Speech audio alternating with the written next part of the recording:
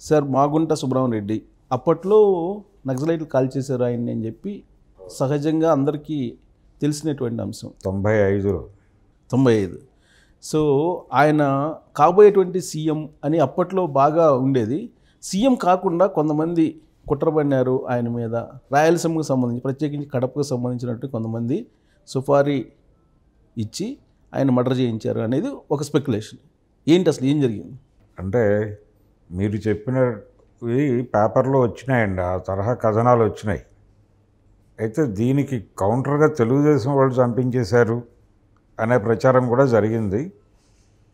మాగుంట హత్య వెనకాల కుట్రదారుల్ని వెంటనే అరెస్ట్ చేయాలి అని చెప్పి టెంట్లు వేశారు. అప్పుడు ఇది ఒంగోలు ప్రకాశం భవన్ ఎదురుకుండా టెంట్లు వేసి నిరాహార దీక్షలు కూడా జరిగినాయి. అంటే వాళ్ళ ప్రధానమైనటువంటి ఆరోపణ ఏంటంటే తెలుగుదేశం పార్టీ హస్తం ఉంది దీనిలో, అది రాజకీయపరమైన ఆరోపణ అదే ఒక ఆరోపణ. రాజకీయపరం ఉంది, ఇది కూడా రాజకీయపరమే. అదేమో విత్ ఇన్ కాంగ్రెస్ మీరు చెప్తారు, విత్ ఇన్ కాంగ్రెస్. అదేమో బయట ఎక్స్టర్నల్ కాంగ్రెస్ టీడీపీ మీద బురద జల్లే ప్రోగ్రాం అది. ఇది రెండూ జరిగినాయి. ఈ రెండు కథనాలు ప్రచారంలోకి వచ్చినాయి. ఈ అనుమానాలు ఇప్పటికీ చాలామందిలో ఉన్నాయి. చాలామంది ఇది నిజమని మాట్లాడే వాళ్ళు కూడా చాలామంది ఉన్నారు. ఏది మీరు చెప్పిన యాంగిల్ కూడా. సార్ ఆ రోజు మర్డర్ జరగకపోతే సీఎం అయ్యే కెపాసిటీ అప్పుడు ఉందా? ఆ వాతావరణం ఉందా? అంటే కాంగ్రెస్ పార్టీకి చాలా దగ్గర, అంటే కాంగ్రెస్ పార్టీ అధినాయకత్వానికి చాలా దగ్గర అయ్యాడు ఆయన అనేది వాస్తవం. ఏఐసిసి సమావేశాలకు భోజనం ఏర్పాట్లు అవన్నీ ఆయనే చూసుకున్నాడు. తిరుపతిలో జరిగిన ఆ సమావేశాలకు సంబంధించిన మొత్తం వ్యవహారాలు ఆయనే నిర్వహించాడు. ఆ టైంలో ఆయన పేరు మారుమోగింది. అలాగే సంక్షేమ కార్యక్రమాలు, ఆయన నియోజకవర్గ పరిధిలో సంక్షేమ కార్యక్రమాలు అమలు చేయడంలో ఎంపీగా ఆయనకు చాలా పేరు వచ్చింది. ఏది మంచినీటి పంపిణీ దగ్గర నుంచి మొదలు పెడితే అనేక కార్యక్రమాలు ఇండివిజువల్గా టేకప్ చేశాడు ఆయన. చారిటబుల్ ట్రస్ట్ లాంటిది పెట్టి చాలా సేవా కార్యక్రమాలు చేశాడు. ఆ ఏరియాలో ఆయనకు మంచి ఇమేజ్ వచ్చేసింది. ఈ ఇమేజ్కి తోడు అప్పటికి ఆయన కాంగ్రెస్ పార్టీకి దన్నుగా ఉండటం కోసం ఒక పత్రిక కొనుగోలు చేసి దాని నిర్వహణ బాధ్యతలు ఆయనే చూస్తున్నాడు ఉదయం. అలాగే ఆంధ్రపత్రికని రివోపెన్ చేసే ప్రోగ్రాం కూడా భుజానికి వేసుకున్నాడు ఆయన. ఆంధ్రపత్రికని రివోపెన్ చేయడానికి ఇక్కడే మన హైదరాబాద్లో ఈ బేగంపేట రోడ్లోనే ఒక ఆఫీస్ తీసుకుని కార్యక్రమం మొదలుపెట్టాడు ఆయన. మొదలుపెట్టాడు స్ట్రైట్ వైడ్గా స్టాఫ్ కోసం, ట్రైనీస్ కోసం అని చెప్పి ఒక టెస్ట్ పెట్టారు. ఇదంతా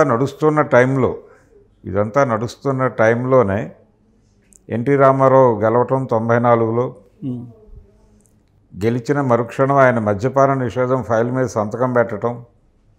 ఈ మద్యపాన నిషేధం ఫైల్ మీద సంతకం పెట్టిన తర్వాత ఈయన ప్రధాన వ్యాపారం లిక్కర్ బిజినెస్. అవును, ఈయన లిక్కర్ మీద వచ్చిన డబ్బులతో ఈ పత్రికా నిర్వహణలు ఇవన్నీ పెద్దగా ఆయనకి భారంగా అనిపించేవి కాదు. అవును సరే, ఒకటి పత్రికా నిర్వహణ, పత్రికల రంగంలోకి ఎంటర్ అయ్యారనంటే ఖచ్చితంగా సీఎం కావాలనేటువంటి ఒక లక్ష్యం అయితే ఆయనకు ఉండేది అప్పట్లో. డెఫినెట్గా, అంటే ఆయనకు ఉన్నట్టుగా ఆయన ఎక్కడా ఎక్స్పోజ్ కాలేదు. కానీ ఆ ప్రోగ్రాం ఉంది, అధిష్టానానికి సన్నిహితంగా ఉన్నాడు కాబట్టి సీఎం పదవి కోసం యాస్పిరేటర్స్ చాలామందికి ఇతను ఒక పోటీదారుగా కనిపించే అవకాశం ఉంటుంది కదా. సో అప్పుడున్న యాస్పిరెంట్స్ ఎవరెవరు సార్ మాగుంట సుబ్రహ్మణ్యరెడ్డి పోటీగా? ఇప్పుడు అంతకంటే చాలా ముందు నుంచి సీఎం పదవి మీద కన్ను వేసి ఉన్నటువంటి రాజశేఖర రెడ్డి గారు ఉన్నాడు. అంటే రాజశేఖర రెడ్డి ఎమ్మెల్యేగా ఎంపికైన మొదటి రోజు నుంచి ఆయన సీఎం కావాలి అనే ప్రోగ్రాంలోనే ఉన్నాడు. ఒకసారి ఆయన రాజకీయ ప్రయాణం కనుక చూస్తే ఆయన రాష్ట్ర వ్యాప్తంగా, ఉమ్మడి రాష్ట్ర వ్యాప్తంగా ప్రతి జిల్లాలోనూ తనకంటూ ఒక మనిషి ఉండాలి అనేటువంటి ఒక డిజైన్ చేసుకున్నాడు. ఆయన పేరు పెట్టి కూడా పిలుస్తారు ఎక్కడికి పోయినా కానీ. అంతే, లేదు ఆయన మనుషులు ఉంటారు ప్రతి జిల్లాలో. వాళ్ళ మనుషుల్ని కూడా ఈయన పేరు పెట్టి పిలిచేంత సాన్నిహిత్యం ఉంటుంది. ఆ సాన్నిహిత్యం ఏర్పాటు చేసుకున్నాడు ఆయన. ఒక నెట్వర్క్ ఏర్పాటు చేసుకున్నాడు స్ట్రైట్ వైడ్. ఒక ఎమ్మెల్యేకి అక్కర్లేదు అది. అక్కడ రాయలసీమలో ఇంకొక ఆస్పిరెంట్ ఎవరు సార్? కోట్ల విజయభాస్కర్ రెడ్డి. విజయభాస్కర్ రెడ్డి ఆస్పిరెంట్ అని చెప్పలేమండి, ఆల్రెడీ చేసున్నాడు. ఆయన విచిత్రం ఏంటంటే ఆయన పొలిటికల్ కెరియర్లో ఆయన 2 సార్లు ఎన్టీ రామారావుకి వెండిపళ్ళెంలో పెట్టి అధికారం అప్పచెప్పినటువంటి ఒక రికార్డు ఉంది ఆయనకి. అయితే ఆ టైంలో ప్రధానంగా వైఎస్ఏ ఉన్నాడు కాంగ్రెస్ పార్టీలో ఆస్పిరెంట్గా. మొదటి నుంచి యుద్ధం చేస్తున్నాడు ఆయన.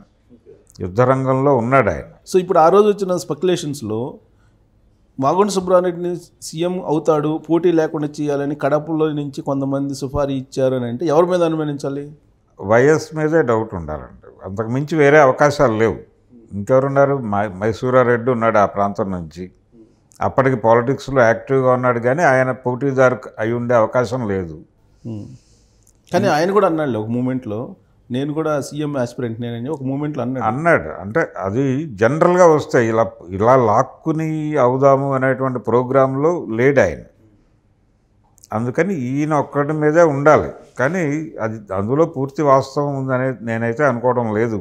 ఓకే, కానీ ఇది ఒక స్పెక్యులేషన్, వాంటెడ్గానే పుట్టించి ఉండొచ్చు కూడా. దీనిలో భాగంగానే చంద్రబాబు హస్తం ఉంది అనే ప్రచారం కూడా జరిగింది.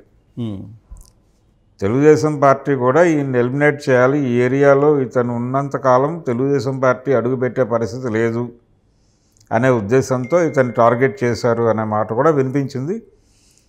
తెలుగుదేశం పార్టీ మీద బ్లేమ్ చేస్తూ టెంట్లు వేసి నిరాహార దీక్షలు కూడా జరిగినాయి అక్కడ. సో ఇవన్నీ రాజకీయపరమైనటువంటి ఒక క్లెషన్స్ అనుకుందాం. వాస్తవం రియల్ ఏం జరిగింది? ఇది యాక్చువల్గా పీపుల్స్ వార్ వాళ్ళు చేసిన పని అండి. ఆ టైంలో పీపుల్స్ వార్ పార్టీకి చెందినటువంటి నెల్లూరు, ప్రకాశం జిల్లాల కార్యదర్శి అరెస్ట్ అయ్యి జైల్లో ఉన్నాడు రాజమండ్రిలో.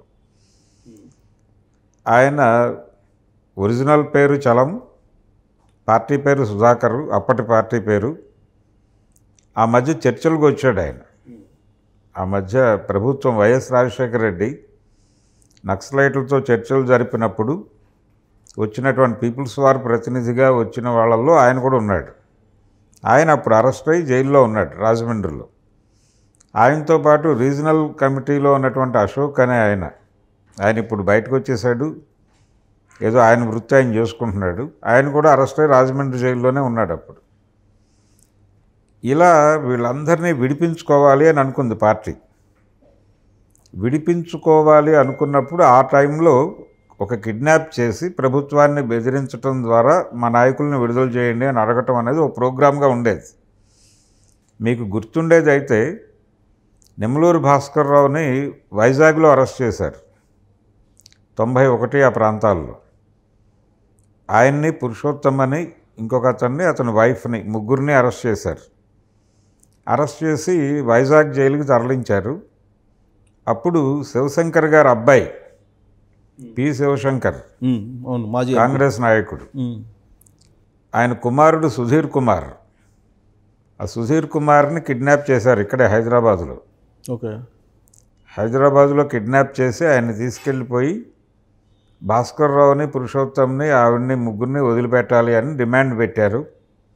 ఫైనల్గా ప్రభుత్వం వాళ్ళ ముగ్గురిని వదిలేసింది. ఆయన్ని అంటే ప్రభుత్వం కాదు, ప్రభుత్వం ఆయన్ని వదిలేసింది, వీళ్ళ ముగ్గురిని వదిలేసింది. నక్సలైట్లు సుధీర్ కుమార్ని వదిలేశారు. ఇది జరిగింది. ఇది అందరికీ గుర్తున్నటువంటి విషయం. కొంచెం సెన్సేషన్ క్రియేట్ చేసింది హైదరాబాదులో. పైగా సెక్రటేరియట్కి కూతవేటు దూరంలో జరిగింది ఆ కిడ్నాప్. చాలా సెన్సేషన్ అయింది ఆ టైంలో. తర్వాత సుధీర్ కుమార్ చనిపోయాడు అనుకోండి.